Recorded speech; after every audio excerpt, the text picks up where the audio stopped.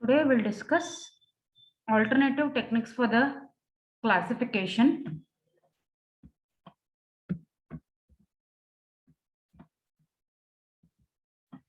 Rule-based classifier. A rule-based classifier is a technique for classifying records using a collection of if-then rules.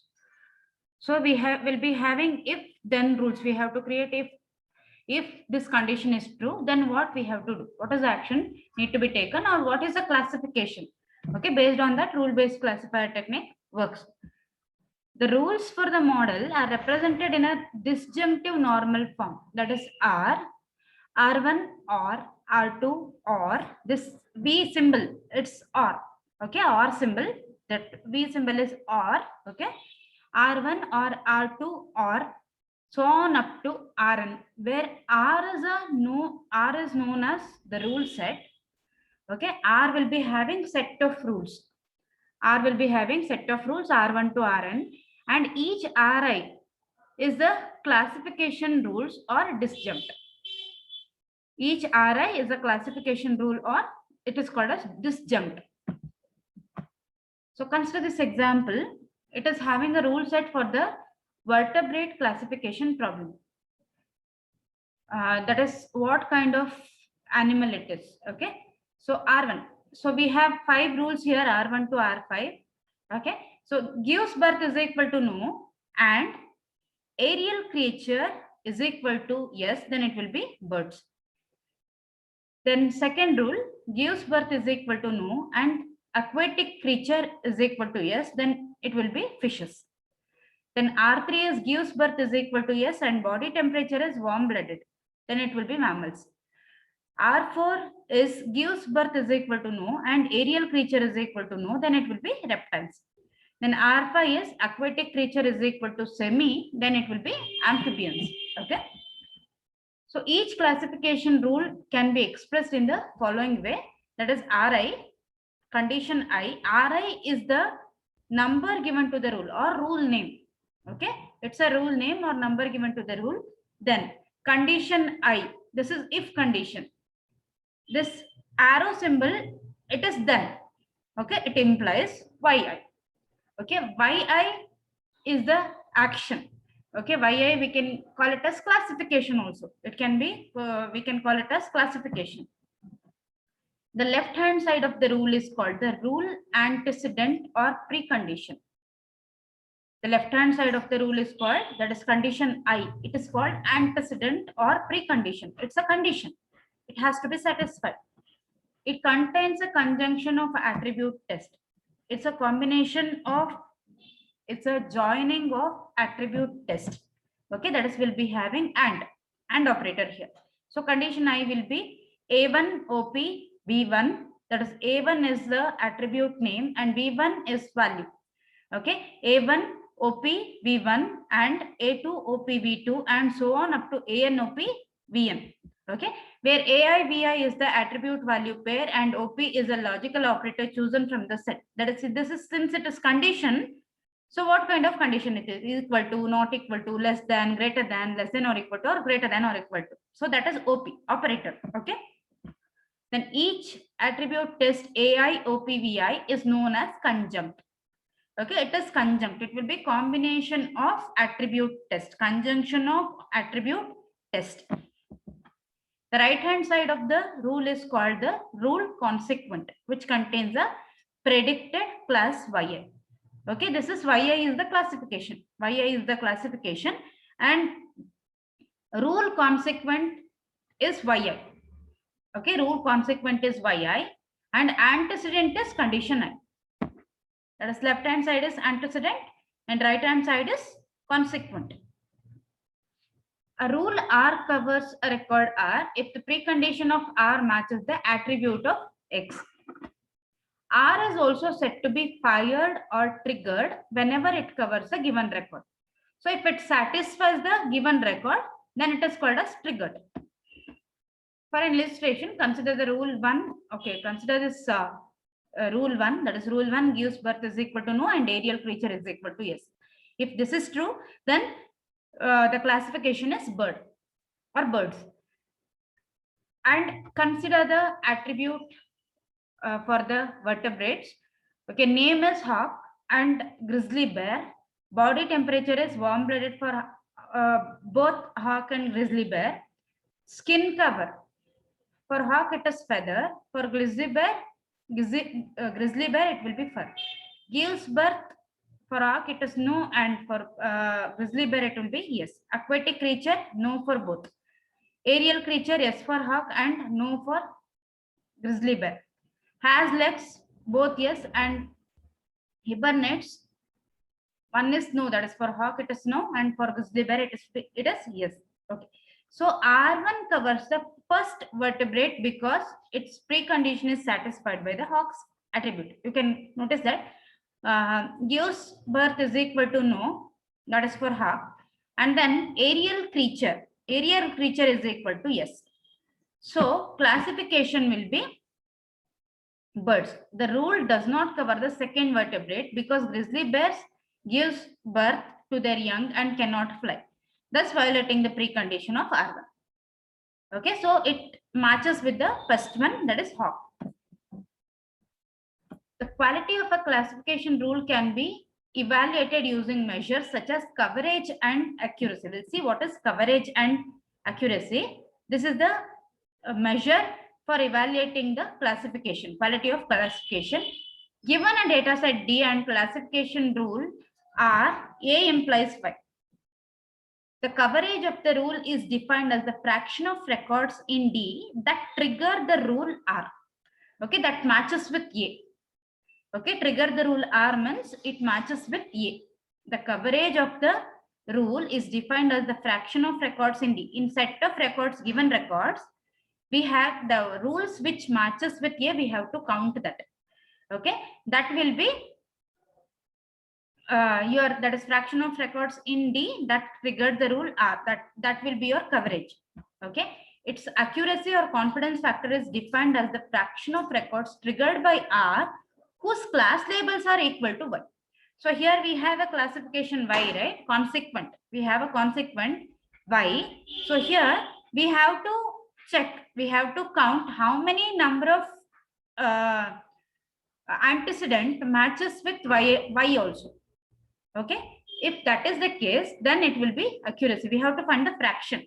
Okay, get the division and get the fraction. That will be your accuracy. So the formal definition, that is formulas are coverage R is equal to number of A divided by number of D. That is number of examples, total number of examples, it is D, and then number of examples that matches rule A or precondition, that is antecedent, that will be A. Okay, similarly accuracy R, it is A intersection Y, that is number of records that matches A intersection Y. It matches with precondition also, and the values equal to this predicted value Y also. Okay, divided by that is number of antecedents, where A is the number of records that satisfy the rule antecedent. A intersection Y is the number of records that satisfy both antecedent and consequent, and D is the total number of records. Okay, let us consider this example. So in this example, we have I think 15 examples. 5, 6, 7, 8, 9, 10, 11, 12, 13, 14, 15. 15 examples we have. Okay. So gives birth is equal to S and body temperature is equal to warm-blooded. Then it will be mammals. Okay. So here it has a coverage of 33% since 5 of the 15 records support the rule antecedent. You can notice here. Okay, so gives birth is equal to yes and body temperature is equal to warm-blooded. Okay, so we have yes here, warm-blooded is equal to yes, gives birth is equal to yes and warm-blooded. Okay, here we have one more. Okay, then one more here, third one. Okay, we have warm-blooded here, but here it is no. The next one, again we have warm-blooded with gives birth is equal to yes. And then one more we have here. Okay, So we have 5 records that matches with the antecedent. Among 15, we have 5 records. That's why 5 divided by 15 is equal to 15 into 100, which is equal to 33%. So 33% of the 15 records support the rule antecedent. The rule accuracy is 100% because all 5 vertebrates covered by the rules are mammals. Okay, so here you can notice, so this is mammal, right? This is also mammal. This is also mammal, and this, yes, this is also mammal, and this is also mammal.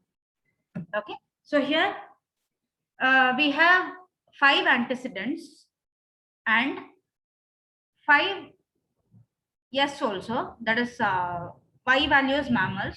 So here class labels are mammals for all the 5. So 5 divided by 5 into 100, which is equal to 100%. Okay, antecedent and accuracy. So how a rule-based classifier works? A rule-based classifier classifies a test record based on the rule triggered by the record. So how it works, we'll see that. Consider the rule set given in table 5.1, that is in the first slide, whatever we have discussed, this one. And the following vertebrates: lemur, turtle, and dogfish. So the first vertebrate, which is a lemur, is a warm-blooded and gives birth to its young. It triggers the rule R3 and thus is classified as mammal. You can notice that.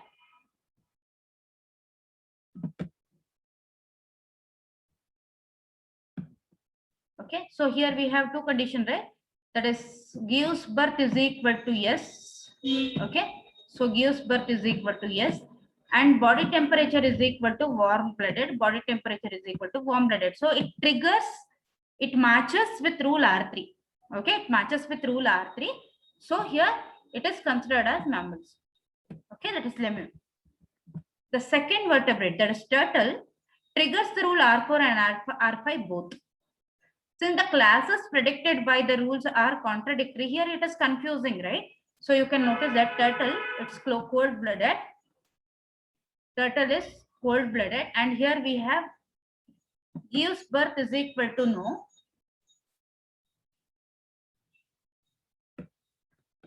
Okay, gives birth is equal to no. We have here also we have no. Aerial creature is equal to no. We have, so here also aerial creature is equal to no. We have. Then we cannot consider it as reptiles directly. Okay, we have another rule that which is matching, that is aquatic creature is equal to semi. So aquatic creature is equal to semi. So it is amphibians, whether it is amphibians or reptiles. So it is confusing again. So this is confusing for the computer, right? Their conflicting classes must be resolved. So we have to resolve this rule because it is contradictory. It is confusing. None of the rules are applicable for a dogfish, shark. In this case, we need to ensure that the classifier can still make a reliable prediction even though a test record is not covered by any rule. Okay, if test record is not covered by any rule, at least it should say the classification as no, it is not matching. Something it has to classify, something it has to say about the example. Okay, so we have to cover the rule for that also. Okay. The previous example, whatever we have discussed, it illustrates 2 important properties of the rule set generated by a rule-based classifier. First one is mutually exclusive rules. The rules in a rule set are mutually exclusive if no 2 rules in R are triggered by the same record. That is what happened with the turtle. It triggered 2 rules, right? That should not happen. If it doesn't happen, then it is called as mutually exclusive rules. Okay, so rules in the rule set must be mutually exclusive rules. No records should match more than 1 rule. This property ensures that every record is covered by at most 1 rule in R. So every record matches only with a single rule. Okay, that is the property of rule set. So consider this example of mutually exclusive and exhaustive rule set. Exhaustive rule set we'll discuss. So it's mutually exclusive rule set. R1 is body temperature is equal to cold-blooded, then directly say it is non-mammals. Okay, then body temperature is equal to warm-blooded and gives birth is equal to yes, then it will be mammals. Then body temperature is equal to warm-blooded and gives birth is equal to no, then it will be non-mammals. So this is mutually exclusive rule set. Then exhaustive rules. What is exhaustive rules? A rule set R has exhaustive coverage if there is a rule for each combination of attribute values. For each combination, if it covers all the combination of attribute rules, then it is called as exhaustive rules. This property ensures that every record is covered by at least one rule in R. Okay, this property ensures that it will give you the guarantee that every record in the rule set is covered by every record in the data set, it will be covered by at least one rule in R. So assuming that body temperature and gives birth are binary variables, the rule set shown in table 5.3 has exhaustive coverage. Okay, same example you can consider for mutually exclusive and exhaustive rule set both. So body temperature is equal to cold-blooded. So here we are considering body temperature and gives birth both are binary variables. Okay, so it can have only two values, cold-blooded and warm-blooded, and gives birth yes or no. Only two values we have. Okay, so body temperature is equal to cold-blooded and then it will be non-mammals. Body temperature is equal to warm-blooded and gives birth is equal to yes, then it will be mammals. Body temperature is equal to warm-blooded and gives birth is equal to no, then it will be non-mammals. If the rule set is not exhaustive, then a default RD, which is empty, implies YD, must be added to cover the remaining cases. That if your the record which you have considered, the example which you have considered, if it is not matching with any of the rule set, one default rule must be there. Okay, one default rule must be there, that is called as our default RD. Okay, which is equal to empty. It's empty and it has some classification YD. Some classification must be there, and for that some classification it will be considered what is the maximum classification provided in the data set given, that will be considered here. For example, maximum classification covered is mammal, for example, then it will be assigned a mammal value. Okay, value mammal. A default rule has an empty antecedent and is triggered when all other rules have failed. If it doesn't matches with any of the rules, then it will be triggered. YD is known as the default class and is typically assigned to the majority class of training records not covered by the existing rules. Okay, majority of the training records, whatever the classification we have, and if it is not covered by the existing rules, that will be assigned to this. That is for the default rule. If the rule set is not mutually exclusive, then a record can be covered by several rules. If the rule set is not mutually exclusive, then a record can be covered by several rules. This should not happen. Some of which may be predict conflicting classes. It might be confusing for the computer to consider as which classification has to be considered. So if it is not exclusive, what happens? Record will match more than one rule. There are two ways to overcome this problem. That is matching more than one rule. To overcome this problem, we have two ways, that is ordered rule and unordered rules. Ordered rules. In this approach, the rules in a rule set are ordered in decreasing order of their priority. According to the priority, highest priority rule will be first. Okay, which can be defined in many ways. For example, based on the accuracy. Consider priority as accuracy, or priority as coverage, or priority as total description length, or the order in which the rules are generated. Okay, you can consider any one of these as priority. Depending on this, assign the priority and order the rule set, or order the rules in rule set according to the priority. Highest priority rule will be in the beginning. An ordered rule set is also known as a decision list. When a test record is presented, it is classified by the highest rank rule that covers the record. Okay, if it matches with more than one rule, for example, if your record matches with more than one rule, then it will consider the rule which is having highest priority and which matches with the record. This avoids the problem of having conflicting classes predicted by multiple classification rules. Unordered rules. This approach allows a test record to trigger multiple classification rules and considers the consequent of each rule as a vote for particular class. If multiple classification rules are triggered, if multiple classification rules are triggered, then it will consider each rule as a vote for particular class. The votes are then tallied to determine the class label of the test record. The record is usually assigned to the class that receives the highest number of votes. It is like voting system. Okay, that is the record which matches with the highest number of votes, that rule will be considered. In some cases, the vote may be weighted by the rule's accuracy. Okay, again, that depends on some factor. So that factor is accuracy here.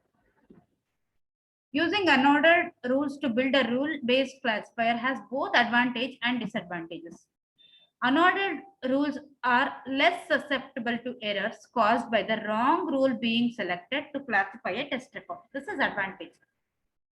Okay, these are less susceptible to errors caused by the wrong rule being selected as a classification for the test record.